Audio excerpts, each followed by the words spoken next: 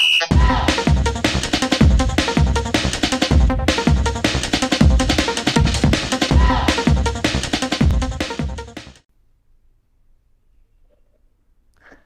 everybody, welcome to see Amakhosi channel. This channel, you like, comment, subscribe. Guys, please subscribe.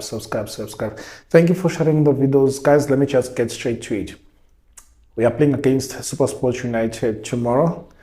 And yeah, men would say whatever that they want to say. And some would say that it might be a walk in the park. And I would like to warn you, let me caution you guys. Say that that's not going to be a walk in the park. Had Supersport used their chances, their set pieces, they're gonna bury us, because sometimes it takes the one who scored first to kill the opponent. So in our case, we scored in the 32 minutes. Sereno scored a beautiful goal, and then we started gaining momentum, and then we got into the game because they were pressing us. These guys, they were all over us like Resh. They were so all over us. So now they just played over during the week. As they played over during the week, the question is, are they fit enough? Can they run again another 90 minutes when we caused them to run on Saturday, and then they played against Pirates, and then now they're playing with us? And we had a week's off break, so we're resting. So we should be fresher versus Supersport United. I won't lie to you, it's an advantage to us. As much as an advantage to us, will we capitalize? Will we take on that? Because we can't undermine these guys and look down on them and say because we beat them 4-0 the previous game and they played against Pirates and they lost, these guys have never won in all the games. So is it gonna be a walk in the park? They might appear as if they're underdogs, but we'll forever be underdogs as long as we are Kaizer Chiefs, as long as we are coming from the 9 years that you are coming from, 9 years of drought. So I would say we should be humble,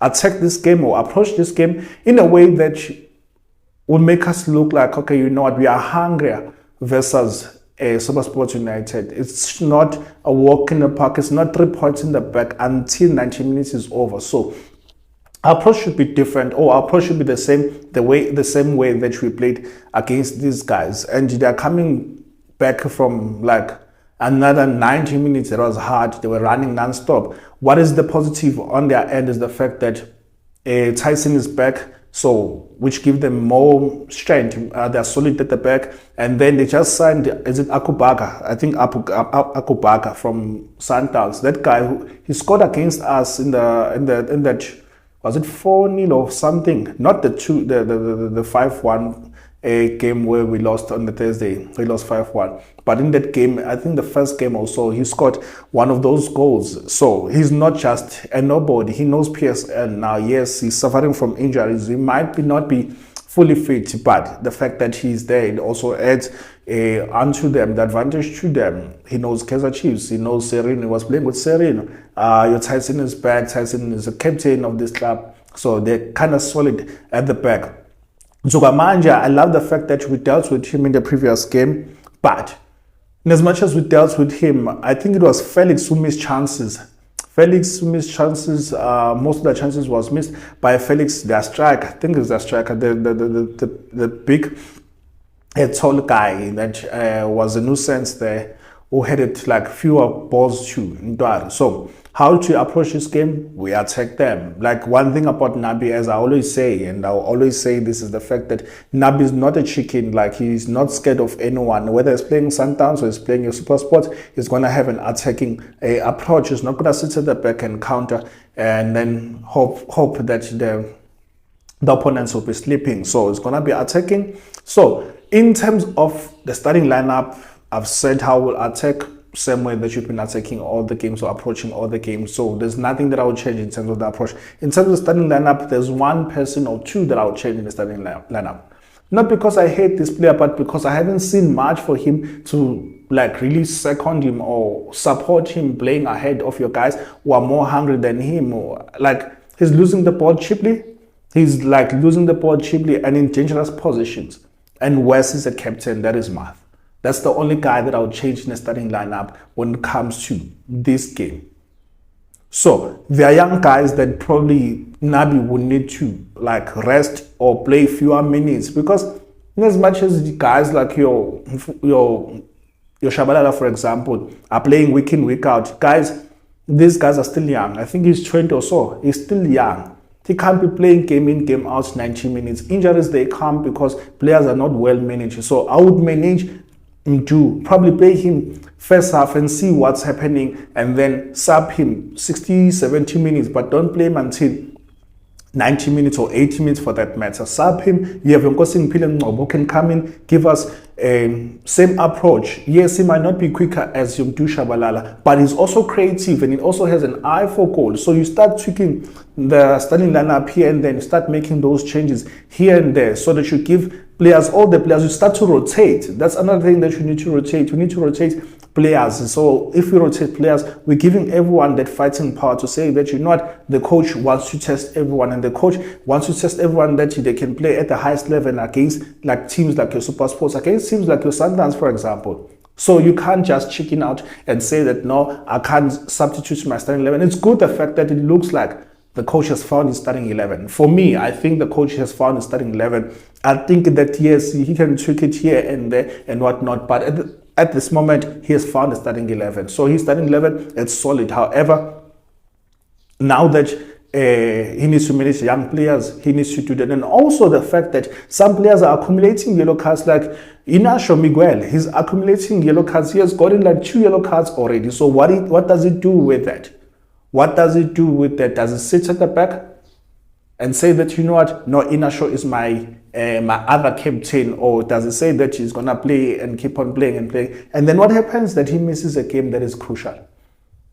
What happens if he misses a game that is crucial, that is important, that you need him? So which games does the coach say that, okay, you know what, I'm gonna choose games and say, okay, this one you're not gonna play, this one, you know what, you can come back, or I'll drop you in the at halftime? Which games does he identify to say that these are the players that I will play, these are the players that I can sub and protect? Which games does he look at? He's wise enough, but I don't want him to overplay young players, especially. He needs to like give others a chance so that you rotate. And if you rotate by giving others a chance, you then see all your players in a competitive game, or in a competitive game. You start seeing, okay, this one is performing like this in a competitive game, or this one in a competitive game is not ready. Or you start checking other players as well, so that by the time these guys, because they're going to be playing against Sundowns in the final on the 2nd.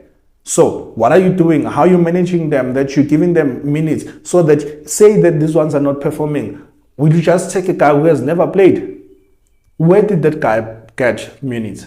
Where did that guy get minutes? You don't know. So that's where you start thinking like long term as a coach. Long term, okay, I'm playing this one, I'm giving minutes so that by the time that you are playing against Sundowns in that final, in that quarterfinal, already has some level of like minutes in his body. So those are the things that the coach needs to think about, but I'm not worried for now. I'm not worried. So on the sticks, like I said, that I won't change much. On the sticks, Ndwari, Frosler, Miguel, Dudley, Cross. I'm changing much. I'll put Blom. I would put Blom there because Blom would give us a stability, and Zwane will be more relaxed because he won't be doing double job. Because I see people are saying that no, he's playing double 6 and whatnot. How about he's playing 1-6 and playing one box to box? Really, type of a player who's gonna run up and down. How about he does that? So now that March is underperforming, he needs to be subbed. It could be that he's tired. I don't know from what, but yeah, he's not giving us our all. Shabalala as well, like I said, that you sub him at a particular time and then you rest him and you give your like minutes, and then you have your Serino and your Duba and your Chivavir. So these are the guys for me, like I'll say that they have been in a starting 11 of the coach, but they're in the middle of the park. That combination is not working, and we saw last game what Matt did. So on the bench it was Vuma, Simango, Mashiane, Castillo, Blom, Ngobo, Vilakazi, Modi, Dupreez. Botsane is back. George Matlo is back. These are guys who are experienced. These are guys who can give us an extra edge as well. These are guys that could be a shocker. These are the guys that the coach can sub your Sereno and put your Botsane, for example. These are the guys that your coach can drop your Mdu Shabala, for example, and give George Matlo a minute or two. These are the guys that are back that can give us an extra hand, that will give us a boost in terms of us going forward. So that will be my starting 11. We're still going to win but I don't think it's going to be 4-0. Sometimes you have to grind out results. Let's go and grind out results, get a win 1-0, 2-0, and let's climb the ladders. Let's climb the ladders and let us keep a clean sheet. Clean sheets means that you have chances of getting a point or points. So let us make sure that we are not conceding, we are winning this game. Let's climb the ladder slowly but sure. By the time that these teams that are there, your Sundowns, your Pirates that are there, they see us, by the time they'll be like, hey, we didn't see this team coming and it came from nowhere, and then we'll be competing for number 2, number 3. You never know. You never know. Guys, what are your thoughts? Who would be in your starting 11 and who would be your subs and who would you drop in the second half, for example, and why? What would be the score prediction?